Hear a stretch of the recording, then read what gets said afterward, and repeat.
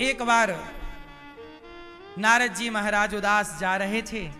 सनकादियों ने कहा, कथम ब्रह्मन् दीन मुखः।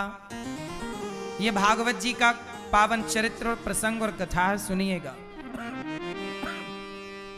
कथम ब्रह्मन् दीन मुखः कुतश्चिन्तातुरो भवान् त्वरितं गम्यते कुत्र कुतश्चागमनं तव। नारद जी से सनकादियों ने कहा, महाराज उदास जा रहे हो, क्या हुआ? पसीने की बूंदें आपके चेहरे पर स्पष्ट दिख रही हैं। आप इतने संत हो गए, आप तो संत हो, साधु हो, क्यों इतने परेशान हो? तब नारद जी ने कहा, महाराज मैं अपने दुख से दुखी नहीं हूं। याद रखिएगा, संत कभी अपने दुख से दुखी नहीं होते, समाज के भक्तों के दुख से संत जन दुखी हुआ करते हैं। संतों का अपना क्या दुख है? संतों का अपना कोई दुख नहीं। क्या दुख है? दुख किसका है? समाज का। समाज में बढ़ती अराजकता का दुख, समाज में बढ़ते पाप का दुख, कि समाज किस तरह से गलत रास्ते पर। अब देखो आज के लड़के जवान नशा करने लग गए। बोलो हाँ, चरस पी रहे, अफीम पी रहे, गांजा पी रहे, शराब पी रहे, और सारे अधिकांश भारत के कितने परसेंट लड़के लड़कियां नशा करने लग गए? क्यों? नशा बढ़ रहा है कि घट रहा है? जोर से तो बताइए, ये चिंता का विषय है या नहीं? तो चिंता होगी संतों को। भाई माँ बाप को चिंता होगी तो केवल अपने बच्चों की चिंता होगी, पर संतों को तो पूरे राष्ट्र की चिंता है कि भाई क्यों बिगड़ना है। एक मैया मेरे पास आई। देखो, आप लोगों के पास कोई आके अपना दुख नहीं बताता, पर हम लोगों से लोग अपना दुख बताते हैं। तो हमें पता है कि समाज में चल क्या रहा है। आप समाज में रहते हो, पर आपको नहीं पता कि समाज में क्या चल रहा है। पता होगा भी तो आपको 50% पता होगा, पर हम समाज में भले घूमते फिरते नहीं है, पर दुनिया के लोग हमारे पास आके बताते हैं कि ये कष्ट है। तब हमें लगता है कि अच्छा ये भी है। एक मैया मेरे पास आई, बोली, गुरुजी हमारी एक लौती बेटी है, कोई लड़का नहीं है, कोई दूसरी बेटी नहीं। हमारे पति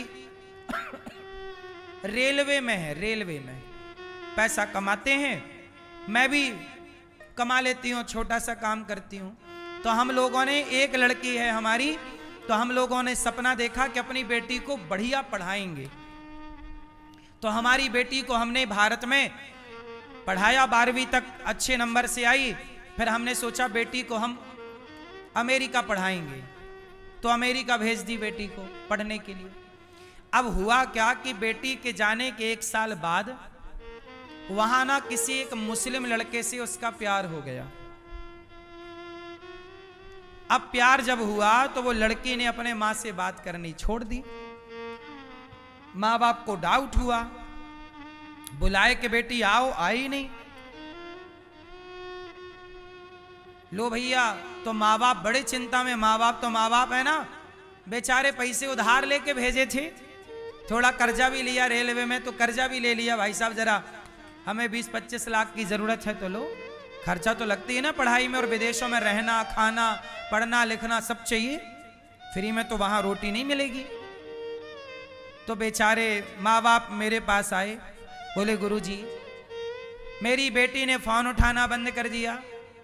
तब डाउट हुआ, तब मैं अपनी बेटी से मिलने मैं स्वयं अमेरिका गई, और जब गई तो मेरी बेटी ने मुझे घर में घुसने नहीं दिया। अमेरिका में मैंने समझाया, मैंने देखा कि एक लड़का उसके घर में एक लड़के के संग रह रही है। वो लड़का मुस्लिम था, जिसे कहते हैं लव जिहाद। क्या कहते हैं? लव जिहाद के चक्कर में फंस गई वो लड़की, एक लौती लड़की।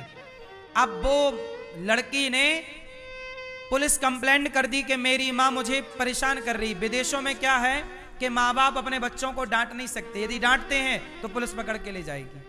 ये विदेशों में है, अमेरिका जैसे देशों में ये कानून है। अब वो वहां अमेरिका में तो अपनी बेटी को डांट भी नहीं सकती ना, पुलिस पकड़ के ले गई और उसे वापस भेज दिया भारत। अब मैया आई और उसकी बेटी लौटी ही नहीं। रोई मेरे पास आके वो मां, क्या करती, किससे बताती? जिससे बताती वो लोग हंसते कि भेजी तो थी बेटी को, अब देख। तो अब वो आके रो रही है मां।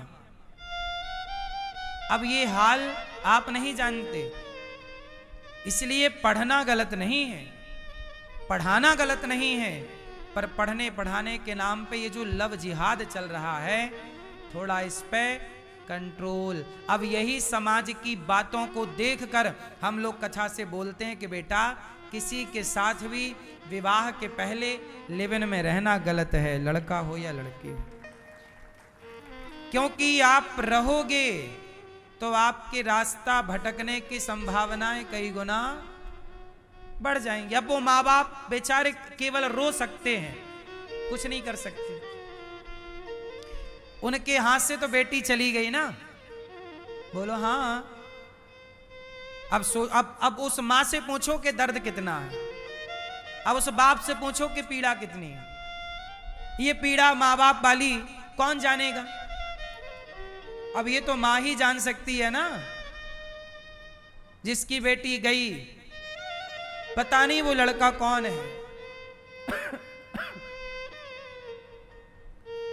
क्या होगा उस बेटी के भविष्य में, कब तक वो शोषण करेगा, सुख लेगा शारीरिक और बाद में बेच देगा बाजार में। 10 लाख 20 लाख में बिक जाते हैं लोग। सारी जिंदगी तुम्हारा शारीरिक शोषण होगा। तुम्हें तो प्यार अच्छा लगता है, जो आप सोचती हो या सोचते हो आपको लगता हम सही हैं। कई बार आपके निर्णय गलत होते हैं। इसी बात की चिंता संतों को रहती है, इसलिए संत जन खुल के बोलते हैं। और जब बोलते हैं तो कुछ मीडिया के कुछ लोग बैठ के संतों के मुंह पे हाथ रखना चाहती है, तुम क्यों बोल रहे हो, जो हो रहा है होने दो। माई लाइफ माई चॉइस का नारा दे दे के कुछ भी चलाए जा रहे हैं कि माई लाइफ माई चॉइस, कुछ भी करें, हम आप कौन होते हैं बोलने वाले।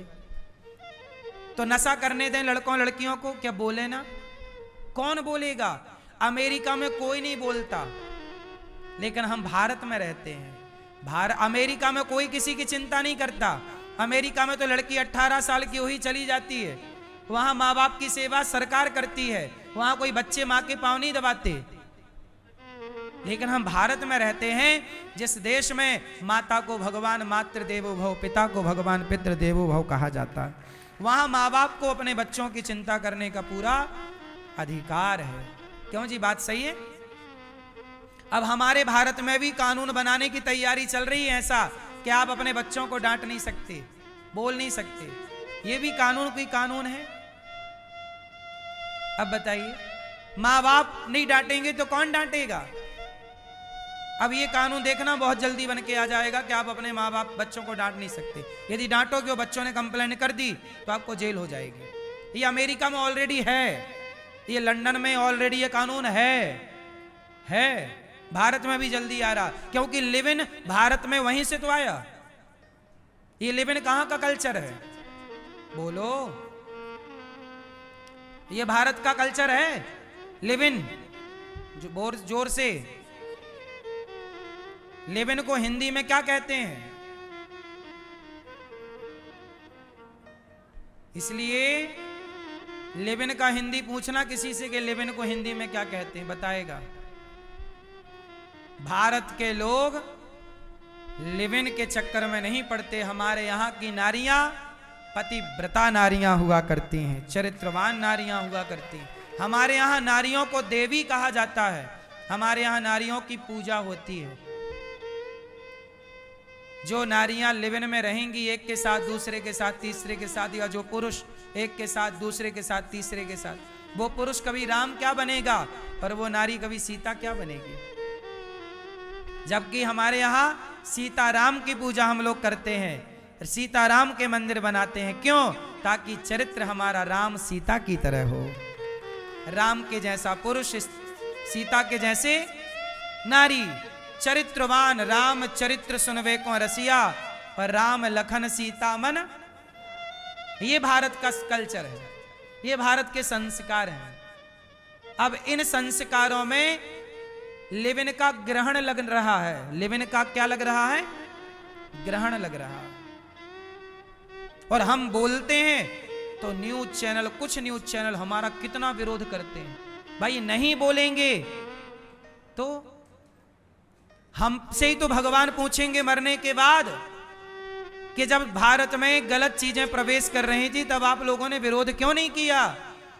हमारा बोला लोग माने ना माने, ईश्वर को कह तो सकते हैं कि हमने आवाज तो उठाई थी, लोगों ने सुनी नहीं सुनी, कुछ मीडिया ने दबा दी आवाज, तो हम क्या करें।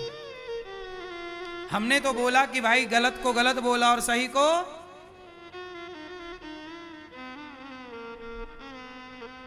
इसलिए चुप रहोगे तो भीष्म पितामह चुप रहे। द्रौपदी की साड़ी उतारी जा रही थी, उतारो, निर्वस्त्र करो द्रौपदी को। दुशासन क्या कर रहा है? द्रौपदी के कपड़े उतार रहा है। अब द्रौपदी के कपड़े कौन उतार रहा, नाम बताओ कौन?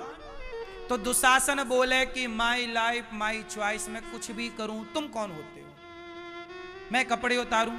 उतारने दो। फिर कृष्ण क्यों बचाए? उतारने देते ना। क्यों भैया? माई लाइफ माई चॉइस, तो द्रौपदी के कपड़े उतारने देते, फिर भगवान काहे आए? दुशासन तो बोल रहा माई लाइफ माई चॉइस, मैं उतारूं। कृष्ण क्यों आए बचाने? जब कृष्ण दौड़े तो आपको भी कृष्ण की तरह समाज की रक्षा के लिए दौड़ना पड़ेगा। ये कथाएं यही तो सिखा रही हैं। और सिखा क्या रही हैं? एक था राजा एक थी रानी, ये कोई कथा है सुन के घर चले जाओ, ये कोई कथा है? अरे कथा मतलब परिवर्तन, विचारों का परिवर्तन, समाज का परिवर्तन, जीवन का परिवर्तन। जिस कथा से समाज में परिवर्तन नहीं हुआ वो कथा कथा है क्या? फिर तो रावण चुराया सीता मैया को, बोलता माई लाइफ माई चॉइस, मैं कुछ भी करूं। राम तुम कौन होते हो बोलने वाले? फिर तो रावण सही था कि गलत था? जोर से बोलो। पर आज के ये मीडिया के कुछ लोग होते ना, तो उस जमाने में रावण को ही सही ठहराते कि रावण तेरी लाइफ तेरी चॉइस, तू कुछ भी कर। दुशासन तेरी लाइफ तेरी चॉइस, कुछ भी कर। यदि ये मीडिया के कुछ लोग, कुछ मीडिया के, सब नहीं, कुछ मीडिया के उस जमाने पे होते तो ये दुशासन को सही ठहराते और रावण को भी। वो क्या कहते कि तेरी लाइफ तेरी चॉइस कर, और ये बैठ के तालियां बजाते, हाँ रावण तू ठीक कर रहा है। और ये लोग राम को गलत कहते कि राम तुम ही गलत हो। बोलो हाँ। इसलिए आज की ऐसी गंदी मानसिकता से आपको अपने बच्चों को बचाना चाहिए। टीवी आदमी देखता है कि कुछ सीखेगा, पर आज टीवियों में भी बच्चों को अश्लीलता परोसी जा रही है। लिविन में रहने के फायदे बता रहे हैं लोग आजकल। लिविन में रहने के फायदे हैं कि नुकसान? पर कुछ न्यूज चैनल तो फायदे बता रहे हैं कि भाई दिक्कत क्या है। अब बताइए, भारत की संस्कृति के दोस्त हैं कि दुश्मन? फिर इसलिए अनिरुद्धाचार का विरोध करते हैं कुछ मीडिया के लोग, क्योंकि उन्हें भारत की संस्कृति अच्छी नहीं लग रही है। ये भारत के संस्कृति में ग्रहण लगाना चाहते हैं, लिविन का ग्रहण। रावण गलत था, इसलिए ना राम ने मारा। बच्चे नशा कर रहे हैं। अब बताइए, न्यूज में, मीडिया में आज नशा करके बच्चे बिगड़ रहे हैं। क्या इसकी एक भी खबर सुनी आपने? किसी भी न्यूज चैनल पर कोई डिबेट सुनी कि भाई साहब बच्चे बिगड़ रहे हैं, इस पे कोई विचार रखो अपने अपने, क्या रोका जाए, कैसे रोका जाए? क्या रोकने को कोई मुहिम चल रही है? कोई डिबेट चल रही है? केवल अनिरुद्धाचार को बदनाम करने के लिए डिबेट चल रही है। जो संत सही बोलेंगे उनके खिलाफ बदनाम करने के लिए डिबेट चल रही है। लड़के नशा कर रहे हैं, लड़कियां नशा कर रही हैं, माँ बाप रो रहे हैं कि बेटा चला गया हाथ से, बेटा चला गया। उस माँ के आंसू देखने वाला कोई नहीं है। उस माँ का दर्द समझने वाला कोई नहीं है। पता नहीं ये भारत किस दिशा में जा रहा है, कौन संभालेगा? किसी आप कह रहे हो हमें क्या करना, हमें क्या करना, हमें क्या करना, तो आज के 100 से आने वाले 20-25 सालों बाद भारत की संस्कृति बचेगी? सनातन जीवित रहेगा? अपने प्राणों की आहुतियां देकर के हमारे पूर्वजों ने भारत की संस्कृति को बचाया है। मर गए लड़ लड़ करके, शिवाजी लड़ गए, गुरु गोविंद सिंह जी के 2 बच्चों को दीवार में जिंदा चुनवा दिया गया, भूल गए? किसके लिए? भारत की संस्कृति के लिए। कहा था कि तुम धर्म छोड़ दो हिंदू, हम तुम्हें छोड़ देंगे, बोले नहीं, मार डालो, पर अपने सनातन संस्कृति को नहीं छोड़ सकते। अभी छावा मूवी आई, छावा मूवी में आपने देखा, उसके मांस को ऐसे नोच लिया, चमड़ा उतार लिया, क्या बोला कि तू धर्म छोड़ दे, धर्म परिवर्तन कर ले, छोड़ देंगे। क्या बोला छावा ने? कि तू अपना छोड़ दे धर्म, बच जाओगे। जिन्होंने अपना मांस नुचवा दिया, शरीर को नाखून निकाल लिए, जीभ काट दी, वो आदमी धर्म नहीं छोड़ा। और आजकल के लोग 100, 500, 1000, 5000 में लोग अपना धर्म परिवर्तन करके कितने हिंदुओं के गांव क्रिश्चियन बन गए और कितने लोगों ने धर्म छोड़ दिया 5000 के लिए। जहां हमारे देश के लोग शरीर नुचवाने के बाद भी गीता में लिखा है, देखो ये बात भी गीता में लिखी है, नहीं पढ़ते तो हम क्या करें? स्वधर्मे निधनम श्रेयः पर धर्मो भयावह। अपने धर्म में रह के मर जाना ठीक है, पर अपने धर्म का परित्याग कभी नहीं करना चाहिए। पृथ्वीराज चौहान मारे गए। पृथ्वीराज चौहान को मोहम्मद गौरी पकड़ के ले गया। उनकी पत्नी संयोक्ता बची। संयोक्ता के पास आया मोहम्मद गौरी, तो संयोक्ता क्या की उन्होंने बताओ? संयोक्ता जिंदा जल गई, जोहर कर लिया। क्या कर लिया? क्या कर लिया? क्यों कर लिया? क्या जरूरत थी? क्या जरूरत थी मरने की? आजकल तो कुछ लोग 1 के साथ, 2 के साथ, 3 के साथ, 4 के साथ रहने को ठीक कह रहे हैं, लेकिन संयोक्ता की नजर से देखो कि जिसने पति ने स्पर्श कर लिया इस शरीर को, इस शरीर को कोई दूसरा पुरुष स्पर्श ना कर पाए, आग में जल जाऊंगी पर अपने शरीर को किसी के आगे परोसूंगी नहीं। ये संस्कार है भारत की। इसका उदाहरण पद्मावती है, इसका उदाहरण कितनी हजारों रानियों ने जौहर किया था संयोक्ता के साथ। बोलो हाँ, हाँ कि ना? इसलिए थोड़ा इतिहास समझो, थोड़ा भारतीय संस्कृति से प्यार करो। हम लोगों को चिंता इस बात की है कि सारे बच्चे गलत रास्ते पर चले गए, तो सनातन की बात करेगा कौन? आप लोग तो पुराने लोग हो, तो कथाएं भी सुन रहे हो, समझ भी रहे हो, पर आज की पीढ़ी जो है, अब ये जब आज की पीढ़ी जब ये 50 साल की होगी, ये जब 60 साल के बूढ़े बनेंगे, तो इनकी मानसिकताएं क्या होंगी? सोचो। चिंता आज की नहीं है, चिंता आज के 20 साल बाद की है, चिंता आज के 50 साल बाद की है। जो आज आप निर्णय लेते हो, उस डिसीजन का परिणाम 20 साल बाद देखने को मिलता है, तुरंत नहीं मिलता। बोलो हाँ कि ना? जो निर्णय आज लिया गया है उसका परिणाम कब मिलेगा? 10 साल बाद, 20 साल बाद। आम का पेड़ आज लगाया है, 5 साल बाद उसका फल खाने को मिलेगा। इसलिए नारद जी बोले, मैं सारे तीर्थों में गया पर मुझे बड़ी चिंता है। अहम तु पृथ्वी में यातो ज्ञात्वा सर्वोत्तमामिति। सोचिए, नारद जी को भी चिंता है। पुष्करम च प्रयागम च काशीम गोदावरीम तथा हरिक्षेत्रम कुरुक्षेत्रम श्रीरंगम सेतु बंधनम एवं मादिसु तीर्थेषु ब्रह्ममाणितस्ततः।